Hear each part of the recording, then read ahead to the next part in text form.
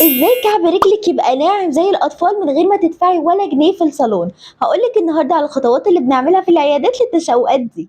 بس الاول عايزاكي تعملي سبسكرايب عشان تنضمي لعيلتنا. هتجيبي طبق تحطي فيه ميه سخنه تقدري تستحمليها تكون لطيفه كده، وهتحطي عليها املاح الباديكير او املاح البحر او حتى الملح اللي عندك في المطبخ. بعد كده هتحطي رجلك في الميه دي لمده ساعه او لغايه ما جلدك يطرى، وكل 5 دقايق كده ارفعي رجلك وابداي ادعكيها بمبرد الرجل او الحجر.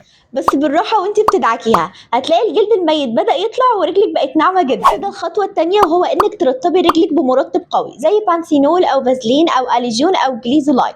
بس اهم حاجه ان رجلك تبقى لسه طالعه من الميه عشان تشرب المرطبات دي كويس. الخطوه الثالثه بقى والاخيره، وهو انك تحطي كريم فيه يوريا ولاكتيك اسيد عشان نضمن ان التقشير مكمل معانا، زي كاربامايد او يوري بار او ايزيس فارما او سكانوفا. هتقولي لي ان بعد ما احط كل ده رجلي هتبقى ممزلقه وهتزحلق. هقول لك ان في كعوب وفرش سيليكون بنلبسه عشان نضمن ان الكريمات دي هتفضل على الرجل ومش هتضيع. جربي الطريقه دي مرتين في الاسبوع وهتلاقي كعب رجلك بقى ناعم وطري جدا ومش هتبطلي تبصي عليه. عايزاني اعمل لك فيديو للتركيبات اللي ممكن تعمليها في البيت لتشقق الكعب؟ اكتبي لي في الكومنتس، وما تنسيش السبسكرايب عشان يوصلك كل جديد.